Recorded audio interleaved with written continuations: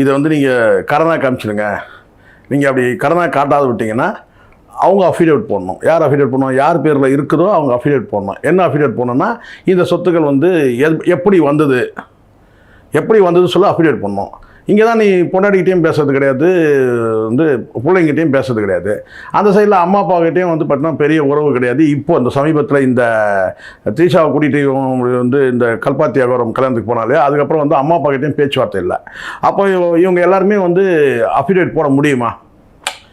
இப்போ இவங்க எல்லாரும் அஃபிடேவிட் போட முடியாதுல்ல. அவங்க பேரில் சொத்து இருந்ததுன்னா அஃபிடேவிட் போட முடியாது. அஃபிடேவிட்டை இன்க்ளூட் பண்ணணும் நீங்கள். யாருன்னா அவங்களுக்கு அந்த சொத்து எப்படி வந்ததுன்னு. இப்போ வந்து நீங்கள் அஃபிடேவிட் போடாத விட்டுட்டீங்கன்னு வச்சுக்கோங்க, அவங்க போடாமல் விட்டாங்கன்னா நாளைக்கு யாராவது ஒரு பெட்டிஷன் ஃபைல் பண்ணலாம். சார் இவர் சொத்து தான் சார் அது, இவர் வந்து அவங்க மனைவி பேரில் பிள்ளைகள் பேரில் இவர் வாங்கினது தான், அவங்களுக்கு தனியாக வருமானம்லாம் எதுவுமே கிடையாது, சங்கீதா அவர்களுக்கும் வருமானம் கிடையாது, அவங்க பிள்ளைக்கும் வருமானம் கிடையாது, அவங்க மகளுக்கும் வருமானம் கிடையாது, அவங்க அப்பாவுக்கும் வருமானம் கிடையாது, அவங்க அம்மாவுக்கும் வருமானம் கிடையாது, எல்லாமே இவர் வாங்கி கொடுத்ததால பெட்டிஷன் தட்டி விடலாம். அப்படி இல்லைன்னா அவங்களே நாளைக்கு திடீர்னு இப்போ இதே வந்து சங்கீதாவே கூட வந்து பார்த்தீங்கன்னா இந்த சொத்துக்கள் வந்து எப்படி வந்ததுன்னு சொல்லும் போது பார்த்தீங்கன்னா இவருக்கு நெகட்டிவாக சொல்லலாம். இப்படி சட்ட சிக்கல்லாம் இருக்கிறதுனால அப்போ அதோட பெஸ்ட்டு நீங்கள் என்ன செய்றீங்கன்னா நீங்கள் இப்படி சொல்லிடுங்க. என்னென்னு கேட்டால் இவ்வளோ தொகை வந்து நான் வந்து கடன் கொடுத்தேன், இவ்வளோ தொகை கடன் கொடுத்தேன், சொச்சமாக போடுங்க, ரவுண்டாக போடாதீங்க. எது